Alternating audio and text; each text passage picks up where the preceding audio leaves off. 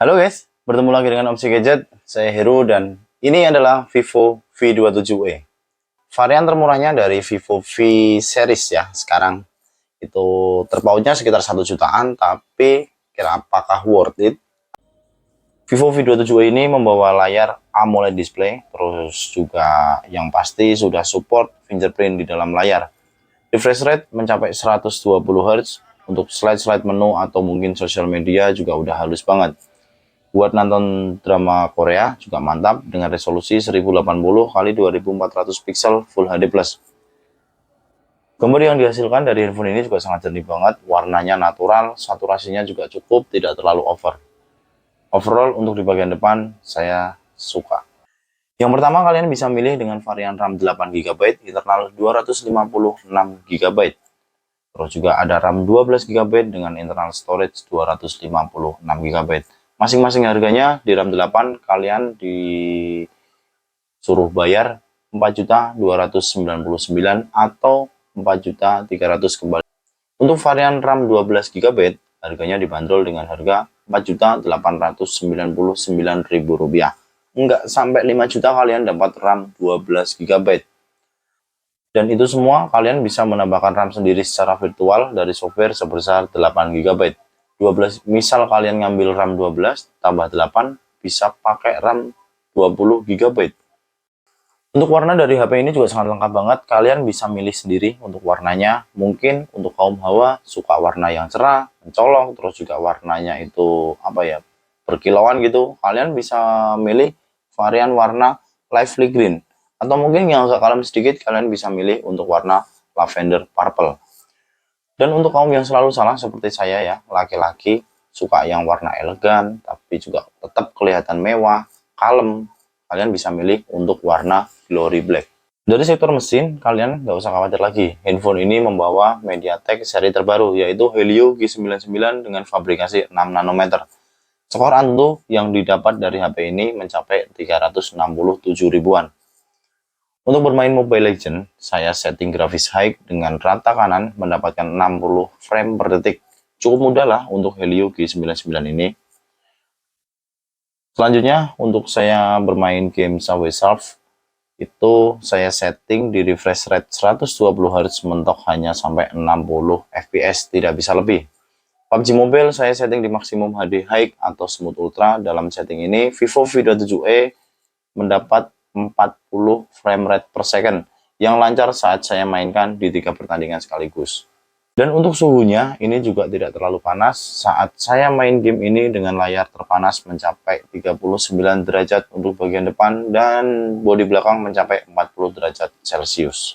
Untuk lebarnya sendiri, Vivo V27e hanya 75,8 mm dan untuk beratnya 185 gram. Jadi kita megang handphone ini lama-lama tuh nggak capek. Dan ketika kalian pegang pertama kali untuk handphone Vivo V27e, di sebelah kanan terdapat tombol power on off dan juga volume. Di bagian atas hanya terdapat satu mikrofon, tidak ada tulisan seperti kakaknya, yang ada tulisannya itu professional portrait. Tapi Vivo V27e ini tidak ada. Di bagian bawah ada speaker, port USB, mikrofon, dan juga slot SIM, dan juga memori. Oh ya, untuk Vivo V27e ini kalian bisa menambahkan memori sendiri ya. Dan itu sifatnya adalah hybrid. Artinya, kalian mau milih pakai dual SIM tanpa memori atau satu SIM dengan memori. Dan untuk memorinya sendiri bisa di-up sampai dengan 1 TB. Desain dari Vivo V27e ini menurut saya cukup cakep lah ya. Walaupun bahan belakang dari HP ini menggunakan plastik.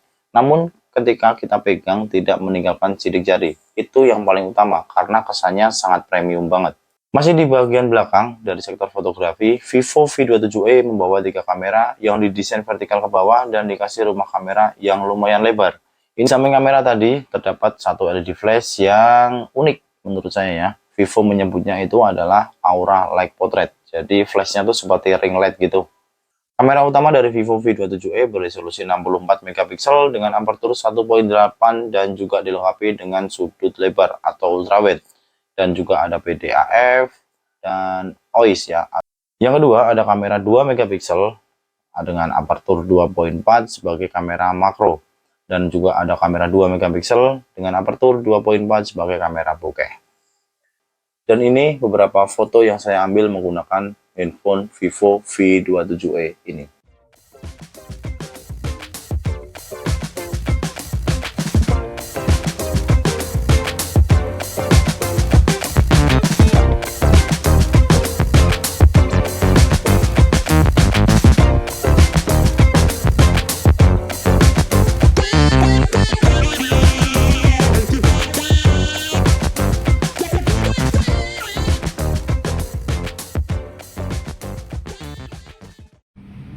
Halo guys, dan ini adalah hasil perekaman video dari Vivo V27e ya. Kalian bisa lihat sendiri hasilnya. Ini resolusi yang saya pakai adalah 1080 60 fps ya. Itu resolusi paling tinggi, nggak seperti V27 5G ya, yang resolusinya sampai 4K ya. Misalnya kayak gini, main mulus. Akurasi warnanya juga bagus, detail, terus autofocus, lumayan sensitif ya. Kayak gini, dan goyangnya juga nggak terlalu lah, cukup untuk Vivo V27e ini di harga 4 jutaan. Untuk kamera depan, Vivo V27e ini beresolusi 32 megapiksel dengan aperture 2.5 dengan sudah pakai ultrawide juga ya, yang didesain di tengah layar di bagian atas dan bernama Pansul. Kalau kalian menjumpai seri V yang ada E-nya dulu, itu kameranya seperti tetesan air atau water drop, sekarang udah nggak pakai lagi. 4 jutaan langsung dikasih Pansul ya. Dan bagusnya lagi adalah Pansulnya itu terlihat kecil seperti titik di tengah, enggak. Dan berikut adalah hasil foto dan juga video dari Vivo V27e ini untuk kamera depan.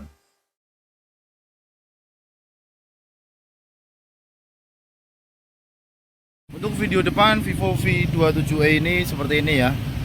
Kalau backlight ini awannya nggak kelihatan sama sekali ya, putih semua ya. Kalau nggak backlight kayak gini.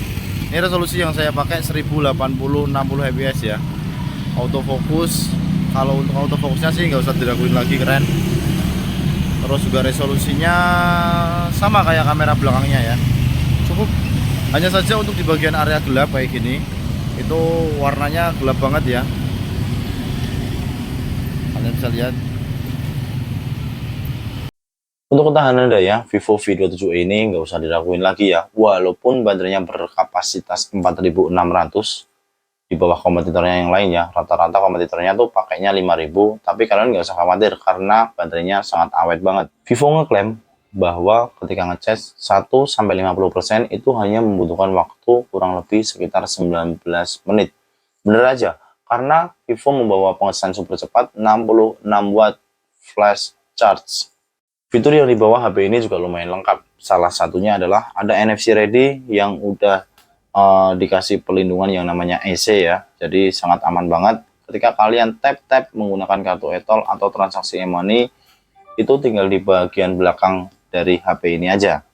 Serta Vivo V27e ini juga udah dilengkapi dengan sertifikasi IP54 yang tahan terhadap debu dan juga percikan air. Ingat, percikan air ya, bukan untuk dimasukin di dalam air. Kesimpulan dari Opsi Gadget, Vivo V27e ini menurut saya sangat rekomendasi banget, terutama untuk kalian yang cari handphone dengan harga 4-5 jutaan. Dan kebutuhan kalian itu di sektor gaming, tapi tidak over banget, tidak gaming berat. Terus juga untuk dari kebutuhan kameranya udah cakep, resolusinya tinggi, teknologinya juga terbaru, desainnya juga sangat oke, layar depan oke. Selain itu juga, handphone ini membawa chipset yang kencang dan juga adem. Itu salah satu nilai plus dari saya. Dan variannya yang sangat lengkap banget. Yang pertama, kalian bisa milih varian RAM 8GB, harganya hanya 4,2an. Terus juga kalian bisa milih dengan kapasitas RAM 12GB, itu di harga 4.899.000, tidak menyentuh 5 juta. Penyimpanan sangat gede banget, sangat lega, dan kalian juga bisa tambahkan micro SD sendiri. Untuk kekurangannya, menurut saya, yang pertama adalah audio jack 3,5 mm itu nggak ada. Otomatis jika kalian pengen memakai earphone itu harus menggunakan TWS atau headset Bluetooth. Yang kedua, ketika kalian ingin mendengarkan suara dari HP ini, speakernya belum menggunakan stereo. Itulah kenapa saya tadi nggak review untuk suaranya. Sekian review dari Opsi Gadget. Jika kalian suka sama video ini silahkan like, dan kalau tidak suka silahkan dislike, dan sampai bertemu di video berikutnya.